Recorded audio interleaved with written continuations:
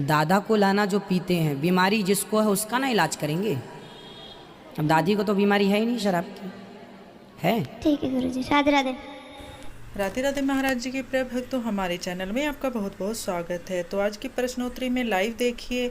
ये एक महिला महाराज जी से बता रही है, महाराज जी मुझे सब पागल कहने लगे क्योंकि मेरे ससुराल और मायके में दोनों जगह शराब का सेवन होता है और मैं बहुत परेशान हूँ। मैं रोकती हूँ उन्हें तो वो मुझे कहते हैं कि नहीं ये तो आजकल फैशन में है।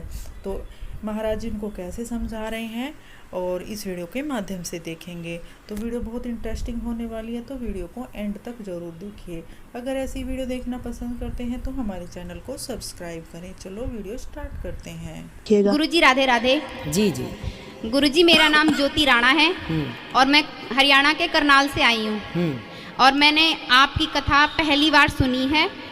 तो गुरुजी मेरे मन में ना एक बहुत बड़ी समस्या है और मैं आपसे सिर्फ ये पूछना चाहती हूँ कि जिस तरह आज आपने कथा कही और आपने बताया कि उन्होंने 24 जनों को गुरु बनाया था और उनसे सब कुछ सीखा, हर एक से एक ना एक शिक्षा ली और आपने कहा है कि हर इंसान को, चाहे वो स्त्री है चाहे पुरुष है, एक ही इक्वल समझना चाहिए। मतलब अग्नि की तरह बनो, वायु की तरह बनो, जल की तरह बनो, आकाश की तरह बनो, आपने ये बताया है। लेकिन गुरुजी मेरा एक सवाल है कि जब हमें पैदा करने वाले, मतलब भगवान ने जब हमें पैदा करते समय हमारे अंदर पक्षपात नहीं किया, जिस रास्ते भाई मतलब बेटा आया है उसी रास्ते बेटी आती है, सही है। तो हमें पैदा करने वाले भगवान ने नहीं हमें मतलब अंतर बताया। और सेकंड मेरा ये है कि जब खुद भगवान स्वयं श्री कृष्ण और शिव जी खुद सीता माता और पार्वती मैया के सामने झुके हैं, श्री कृष्ण ने राधा रानी को अपना गुरु बनाया है, तो हमें ये क्यों बताया जाता है कि तुम तो एक औरत हो, तुम चुप रहो, तुम्हें चुप रहने का अधिकार है। अगर तुम बोलती हो तो वो औरत को, मतलब मेरे फिलहाल की परिस्थिति ये है कि अभी एक भाई ने बोला कि अंडा खाते हैं, एक भाई ने बोला कि वो दारू पीते हैं और एक छोटी सी बच्ची ने बताया कि दिन में भागवत और रात में दारू। तो मुझे भी यही सवाल है कि जब मैं किसी घर में रह रही हूँ, अगर मेरा भाई या मेरा पति या मैंने खुद बोला है अगर गुनहगार मैं हूँ तो सज़ा मुझे भी उतनी ही मिलनी चाहिए। लेकिन मेरी परिस्थिति इस समय ऐसी कर दी है कि तुम पागल हो। अगर मीट और दारू के लिए मैं खिलाफ आवाज़ उठाती हूँ तो मेरे मायके से और ससुराल से मुझे सिर्फ एक ही बात सुनने को मिलती है कि तुम पागल हो, ये तो प्रोफेशन है। खुद बीवी को सपोर्ट करना चाहिए कि ये सब तुम कर सकते हो। क्या गुरुजी अभी तक की मैंने जो आपसे बात की है उसमें आपको लगा है कि मैं पागल हूँ, या मुझे किसी तांत्रिक की या किसी डॉक्टर और गांधारी को भी सोच है सजा मिली कि वो मैं गलत हो रही हूँ क्योंकि, लेकिन वो गूंगे नहीं थे। मतलब अधर्म को सहने वाला भी उतना ही बड़ा पापी होता है।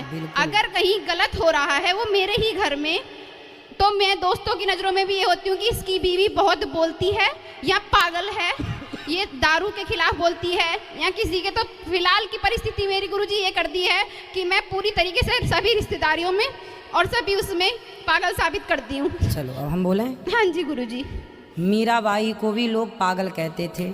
यदि आप अपने पति, अपने ससुर, अपने पिता को शराब से रोकती हो, मांस से रोकती हो, हाँ जी। तो जो काम आप करती हो वही काम मैं करता हूँ। हाँ यदि जी। ये करना पागलपन है तो फिर मैं भी पागल हूँ। हाँ जी गुरुजी। क्यों? हाँ जी। क्योंकि मैं भी तो शराब पीने से रोक रहा हूँ लोगों को, मांस खाने से। क्या है बेटा, आप बहुत अच्छी हो और बहुत सही रास्ते पर हो। हाँ जी। मांस खाने वाले ना वो किसी की सुनते नहीं हैं। हाँ जी। उनको धीरे धीरे समझ में आएगा कि आप क्या हो। यदि आप उनको कथा से जोड़ सको, सत्संग से जोड़ सको, तो आप ना समझा पाओगी, पर यह दास अनिरुद्ध समझाने की कोशिश करेगा, शायद समझ जाए। हाँ जी। तो आपके पति शराब पीते हैं? मैं गुरुजी नाम नहीं लूंगी, चाहे उसमें ससुराल पक्ष आ रहा है चाहे उसमें मायके पक्ष आ रहा है, दोनों तरफ हैं और कह देते हैं क्या तुम्हारे घर के नहीं करते, या वो कह देते हैं कि हम भी तो करते हैं, एडजस्ट करना सीखो। और उस परिस्थिति में मैं नहीं कर पा रही हूँ, तो मुझे आप ये बताइए कि ऐसी सिचुएशन में मैं क्या करूँ। आप अपना समझाते रहो, सबको, पिता को समझाओ, ससुर को समझाओ।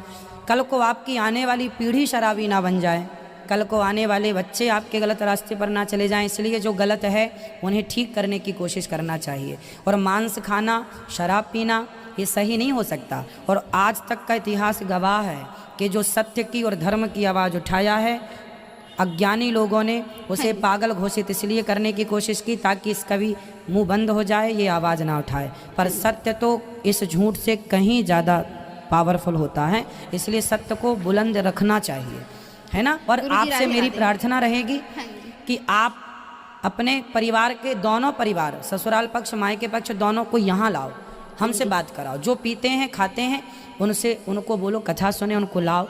जब सत्संग से जुड़ेंगे तो कुसंग छूटेगा, सत्संग से नहीं जुड़ेंगे तो सारी जिंदगी कुसंग में रहेंगे। गुरुजी, और आप राधे सही राधे। हो, कोई पागल वागल नहीं हो, ठीक है। गुरुजी राधे राधे। गुरुजी एक प्रश्न था कि जो मेरे दादू हैं वो सुबह तो भागवत पढ़ते हैं और रात को शराब पी के आ जाते हैं। आए हैं नहीं, तो आप ले आना अपने दादू को। दादी आई हैं, वहाँ बैठी हुई हैं। दादी थोड़ी पीती हैं, दा- दादा को लाना जो पीते हैं। बीमारी जिसको है उसका ना इलाज करेंगे। अब दादी को तो बीमारी है ही नहीं शराब की, है। ठीक है गुरुजी, राधे राधे। राधे राधे गुरुजी। जी, गुरुजी, एकादशी में जो हम लोग व्रत रखते हैं तो दूसरे दिन ब्राह्मण को दान देते हैं, तो क्या उसमें हम चावल दान कर सकते हैं? हाँ, द्वादशी को चावल दान होता है। दान होता है। द्वादशी को चावल दान करना श्रेष्ठ होता है। अच्छा। हाँ, गुरुजी, आपकी ये सारी सेवाएं, आज मैं पहली बार वृंदावन आई हूँ अपने पति के साथ और बच्चों के साथ। मुझे बहुत टाइम से मन था, लेकिन पहली बार बाके बिहारी ने बुलाया है, बहुत ही अच्छा लगा। सब कुछ माताओं की सेवा, आपका यहाँ अन्न क्षेत्र हमने किया, बहुत ही स्वादिष्ट भोजन था और आपके दर्शन हुए। बता नहीं सकती, शब्द नहीं है कि इतना अच्छा लग रहा है यहाँ पे। टीवी पे जो देखते थे यहाँ है। बिल्कुल उससे अच्छा ही पाया है, बहुत ही अच्छा सब कुछ। आपके यहाँ के सारे लोग भी बहुत अच्छे हैं, सब अच्छे से सबकी सेवाओं में सब लगे हैं। गुरुजी, एक प्रश्न और था कि जैसे कि हर युग में, आज के युग में भी और हाँ, पहले के समय में जब राम जी आए थे तो रावण ने सीता जी को हरण किया, फिर उसके बाद कंस के टाइम में उनकी बहन को कंस ने रख लिया अपने यहाँ, तो तब भी अपराध हुए, गलत काम तब भी हुआ। तो कलयुग को ही लोग दोषी क्यों मानते हैं? कलयुग में अपराध ज्यादा है। जी गुरु वहाँ भी अपराध थे, जी। बड़े बड़े अपराध थे। जी, द्रौपदी का जैसे द्रौपदी का चीरहरण सबसे बड़ा अपराध था। जी गुरु जी। पर वैसे अपराध एक इक्का दुक्का था। जी जी आज ऐसे अपराध छोटी छोटी बच्चियों के साथ अपराध हो रहा है, जी गुरु जी। इसकी मात्राएं आज ज़्यादा हैं। जी गुरु जी। तो ये कलयुग है, ये कलयुग का अपना दोष है। इसलिए कलयुग, अपराध तो इससे बड़े बड़े तब भी हुए हैं, जी गुरु जी। पर उनका देखो विनाश कैसा हुआ। हाँ। हर पाप का अंत हुआ है, चाहे युग कोई सा भी हो। अच्छा। तो आपको वीडियो कैसी लगी? अगर वीडियो अच्छी लगी है तो लाइक करना, कमेंट करना, शेयर करना, और ऐसे ही महाराज जी को सुनना चाहते हैं तो हमारे चैनल को सब्सक्राइब करना। फिर मिलेंगे एक नई वीडियो के साथ। आप सभी को राधे राधे।